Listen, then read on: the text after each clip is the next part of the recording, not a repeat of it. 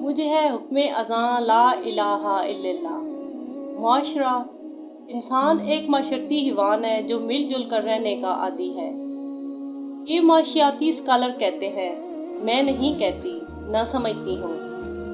انسان اشرف المخلوقات ہے اور 18,000 مخلوقات سے اس کو افضل، اس کا کردار بناتا ہے، اور یہ ذمہ داری اس کو سونپی گئی تمام مخلوقات کا خیال رکھنا اس کے فرائض اولین میں ہے۔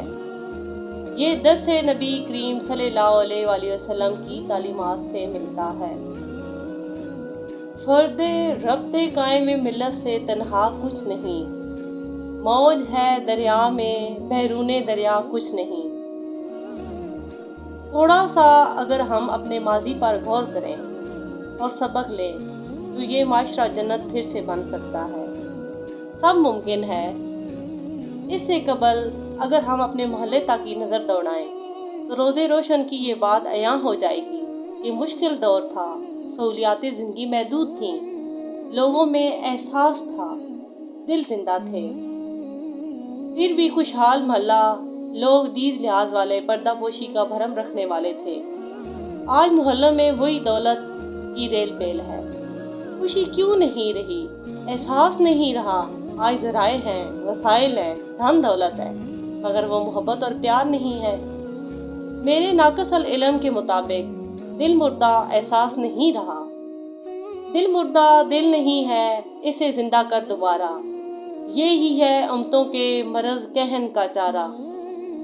محلہ ہمارا سیالی مسجد کے نام سے منسوب ہے، اور مجھے جتنا یاد ہے ماضی کے اوراق کو مسجد سے جڑے لوگوں جو مثالی معاشرہ کے اہم کردار تھے، ان کو خراج تحسین کے ساتھ نئی نسل کا متعارف بھی کرا دوں۔ مسجد کے مضرب میں امام مسجد کے گھر کے ساتھ جڑا ایک گھر 12 لوگوں کا تھا۔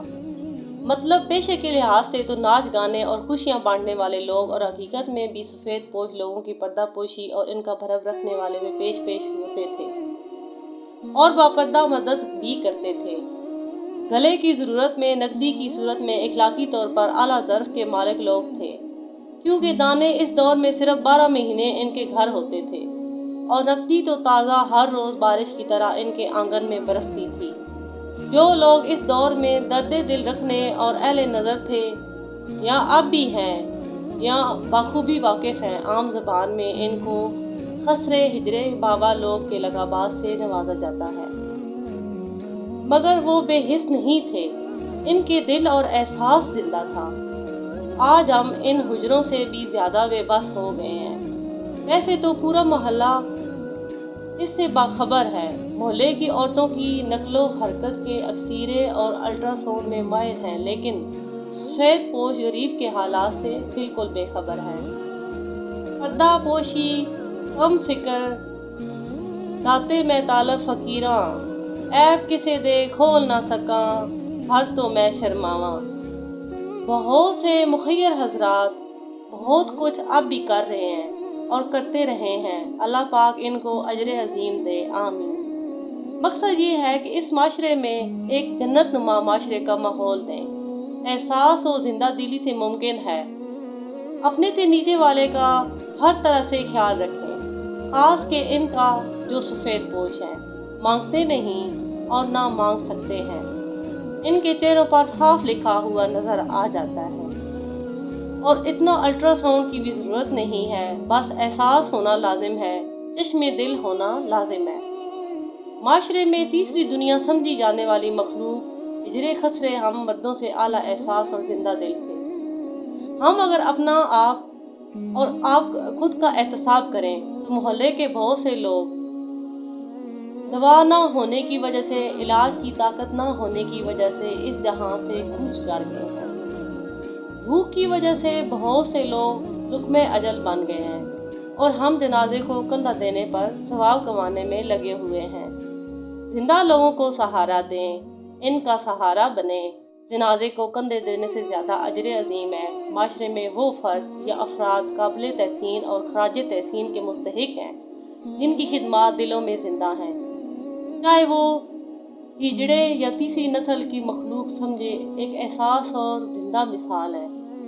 یہ قصہ کہانی نہیں ہے، آنکھوں دیکھا ماضی کا نقشہ پیش خدمت ہے۔ ضروری نہیں میری بات سے سب متفق ہوں، اور میرا یہ مقصد بھی نہیں ہے۔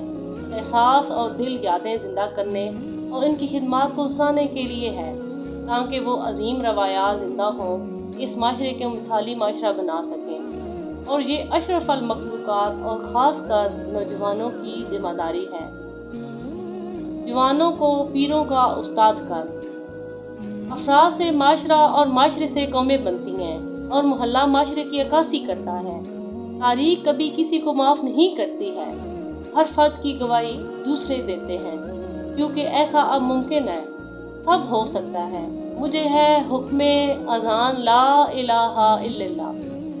میرا مقصد تنقید برائے تنقید نہیں ہے، معاشرے کی اصلاح اور آگاہی ہے۔ پھر بھی کسی کی دل آزاری ہوئی ہو تو دستے بدستہ معذرت سب سے جی بڑے افسوس سے کہنا پڑتا ہے۔ آج صاحب مستحق زکوٰۃ بھی من پسند بیوہ کو دیتے ہیں، اور حقیقت یہی ہے، مگر صرف تھوڑی سی تلخ حقیقت ہے۔